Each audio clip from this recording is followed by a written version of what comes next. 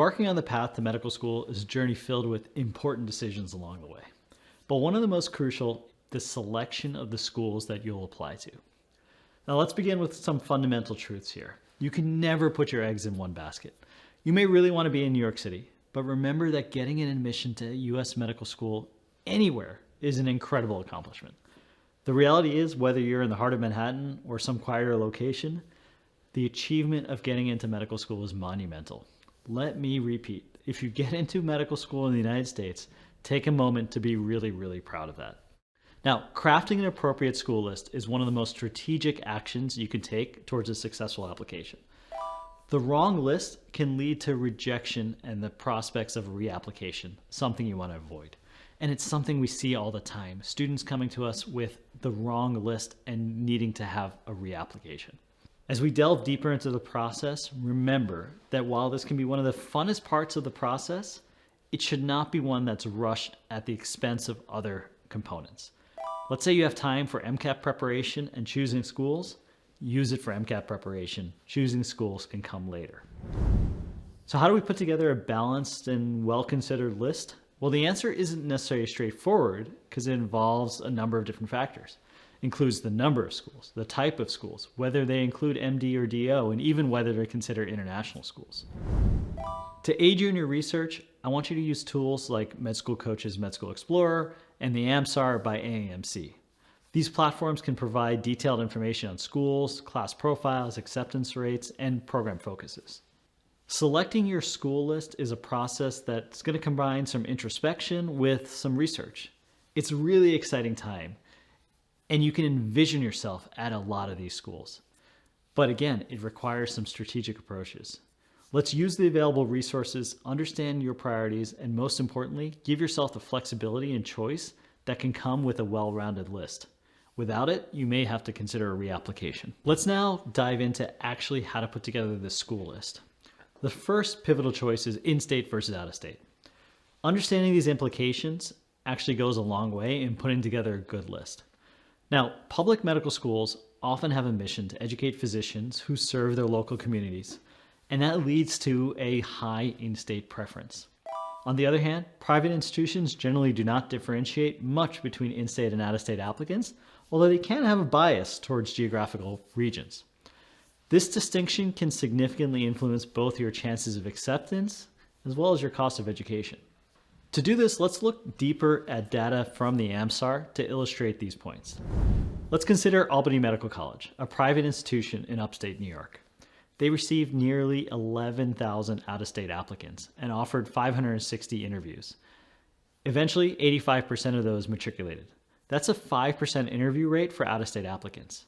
In contrast, for in-state applicants, the numbers were around 2,000 applicants, 158 interviews, and 54 matriculants, about an 8% interview rate. In terms of the incoming class, about 1/3 were from New York State, whereas 2/3 were from out-of-state. So in this situation, Albany has a slight preference for in-state applicants. Remember to look at the number of matriculants as just one factor, but really look at the number of interviews. Remember, matriculants, a lot of students may want to be closer to home, whereas interviews is more where the school can focus on one group of students versus another. Let's turn our attention to a public institution. I'm going to choose University of South Alabama. For their in-state applicants, these stats are striking. 516 applicants, 185 of which got interviews. That's nearly a 36% chance of landing an interview if you're from Alabama. Out of state, totally different story. About 1,000 applicants and only 12 were interviewed. That's less than a 1% interview rate. In terms of the incoming class, over 90% were from Alabama. I think you can see these figures really underscore the contrast between public and private institutions when it comes to in-state versus out-of-state acceptance rates. Now, in terms of tuition, in-state students at public medical schools generally are going to have a lower cost than their out-of-state counterparts. This is because of the subsidies that local governments will provide to educate their own residents. Private institutions may have an overall higher tuition rate, and they don't differentiate these tuitions between in-state and out-of-state students. So if you're a student with a lot of public schools, or even private schools that favor in-state applicants, you may be in luck. Florida is a nice example of this type of state. Instead, if you're from a place like California, where public institutions are oversubscribed to and applied to, it may be more difficult to get an in-state acceptance. When making decisions about where to apply, consider your ties to the state, the school's mission, and your own educational and financial situation. If you're a state resident, applying to all public institutions in your state is always going to be a good strategic move.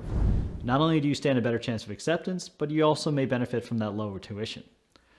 There are unfortunately some states that only have 1 or 2 state schools, and some don't have any. So you may be really limited and may need to apply to private institutions as well. Most of the time, these private institutions are found in more densely populated areas like the Northeast, so you may have to get used to the cold. Now, to make the most informed decisions, use tools like AMCAS to really research the in-state versus out-of-state acceptance rates. Make sure you weigh these factors against personal preferences and your goals. Just remember in general, public schools can offer you a great return on investment. And again, if you're a resident of a particular state, you really want to consider applying to most, if not all, of the public institutions in your own state, because that's going to impact your chances and have a high likelihood of success compared to just sending private school applications out. A lot of parents will ask the question of, should I move my child to a different state? Or can I have another address in a different state to improve my chances of acceptance? There's actually 2 different places on the AMCAS application where you can list your state. One is the mailing address and one is your permanent address. So you can actually strategically play these 2 off of each other to improve your chances of different states. But this requires the guidance of a professional to really make sure you understand the nuances.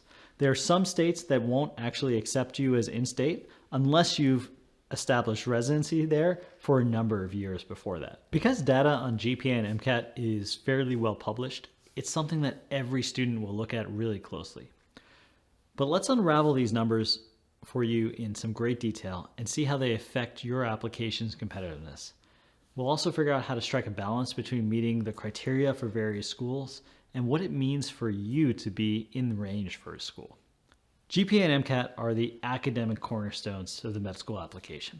They serve as a standardized measure by which medical schools assess your academic readiness. But remember that these numbers only tell a part of the picture. Also remember that GPA can be varied. You can have an undergrad and a graduate GPA. It can have an uptrend. There's a lot of things that can affect how these numbers actually play out on paper. But let's dive into the data. The average GPA and MCAT scores for matriculants can vary from year to year at a particular school. But because, again, these schools publish their data, we can take a deeper look. Let's take a look at this medical school. This medical school has a GPA of 3.9 and an MCAT score of 511 for their average. But they also report the 75th percentile GPA of nearly a 3.9. That 3.99 indicates that 25% of the accepted students had a GPA above that. Yeah, that means that 25% of the incoming class had a perfect 4.0 GPA as an undergrad student. This data helps you gauge the competitiveness of the applicant pool. For those from overrepresented backgrounds, such as Asian or South Asian, I tend to say aim for the 75th percentile as a more accurate benchmark, not the average for a particular school. That's because the competition is just more intense and the higher scores will really help you stand out here. Now, it's critical to understand that for every student that's accepted with a specific MCAT score, like the example score of the 511, there are hundreds at that particular school who are not accepted. When you create a list, include 10 to 15 schools where your scores align with the averages, as well as 5 to 10 schools where you are above the medians if you can.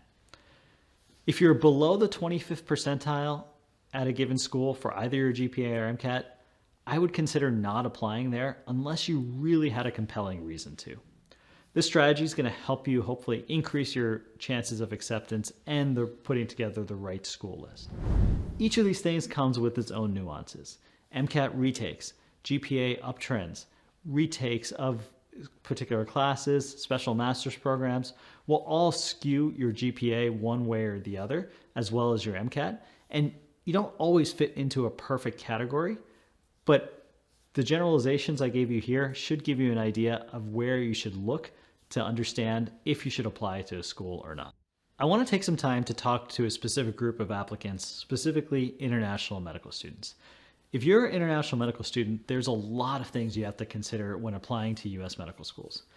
The reality is that the U.S. medical school application landscape can be really challenging for you as an international student. It's really essential to know that not all schools even consider international applicants, and even those that do, only a few actually extend interview invites every single year. So let me discuss some good considerations for you to think about. Number one, many U.S. medical schools are either unable or unwilling to accept international medical students. This could be due to funding restrictions, visa considerations, or institutional policies. Number two, you're in a really competitive pool. For the schools that do accept international candidates, a lot of them are the top schools in the country, and they're only going to interview a handful of exceptionally well-qualified students. Number three, there's a lot of financial implications. You're going to face slightly higher tuition costs at times, and some schools may even want you to prove proof of funds for the entire duration of their program before accepting you. So given these challenges, how do you proceed? Well, the first thing I want you to know are the list of schools that are actually viable options.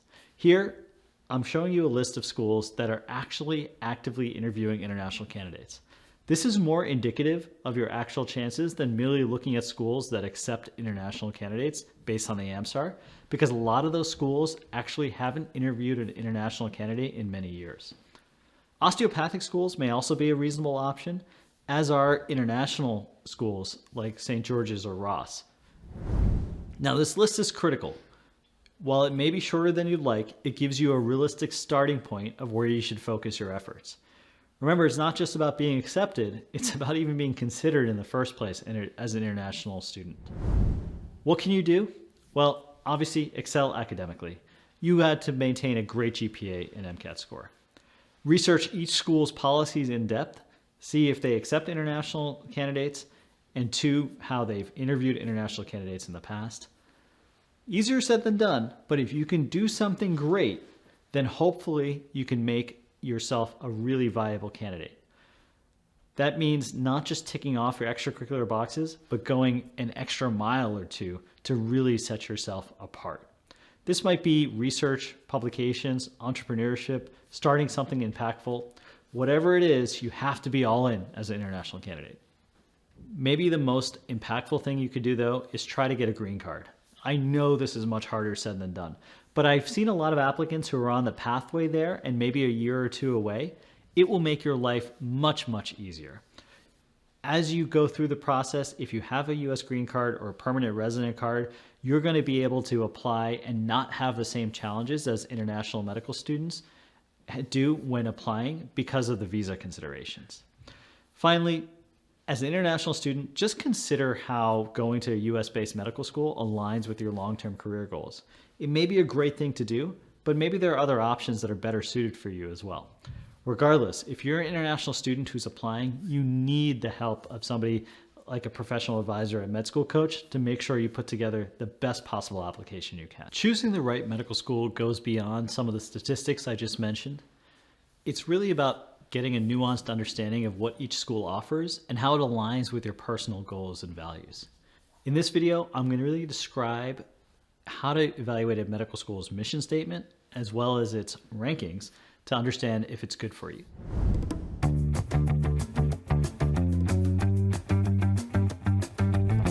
Now, consider the school's mission statement. It's easy to skim through these and see them as similar. They all make commitments to education, research, service. These are all very common themes. But each statement does offer some vision that can clue you into the school's core values. What does the school really emphasize? Is it community outreach, innovation, diversity in healthcare? These are cues to the experiences you might have as a student there and can be important when you consider where to apply. An important consideration that not enough students take into account is the specialties that the school's graduates pursue and where they typically match for residency. Some schools have really strong primary care orientations, which might mean that their students are better suited for interests that are internal medicine, pediatrics, something along those lines. Their curriculum might be more tailored to primary care. There are other schools that are more generalized and have a wide variety of matches for their students, including in surgical subspecialties. If you really want to do something like plastic surgery, You may not want to go to a school that emphasizes primary care, for instance. The best way to figure this out is to actually look at the school's match list. There'll always be a fair number of students that'll match into the big specialties like internal medicine and pediatrics. But if dermatology, radiology, or surgical subspecialty is on your list, you should look for that school and see what their match list is. Have they had 2, 3, 4 students match into those specialties? If they do, that means it's a good indicator that that school produces a lot of different specialties.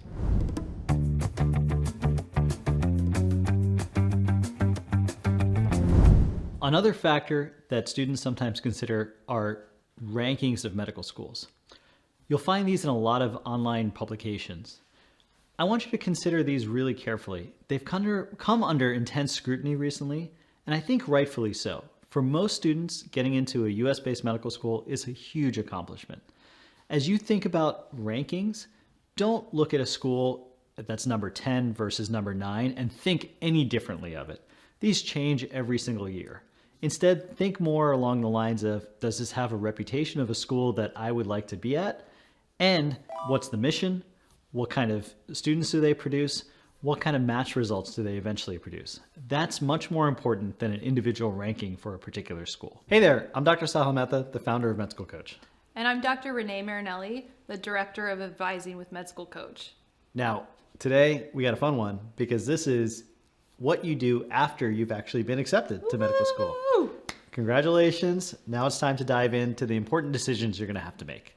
This is such a great time. I mean, I remember when I got my first acceptance to medical school, I was just out of this world excited. And I know once you get to this point, you've worked so hard. It is something to be super proud. Take a moment and just celebrate and be happy about it. If you're one of those people that are lucky enough to have been accepted to multiple medical schools, it's time to start thinking about factors on how to choose which medical school to go to. So evaluating your choices is important because every medical school is slightly different. At the end of the day, though, if you are in a US-based school, first of all, congratulations, because at the end of the day, all of them will make you a physician, and probably in whatever specialty you want to get into, you're going to be okay no matter what school you choose. That said, there are some nuances to this. There are some schools that will focus on more primary care specialties, whereas others may have a wider match list for their graduating seniors. I think some of the most important things to really think about are your support network and the geography of where you want to be.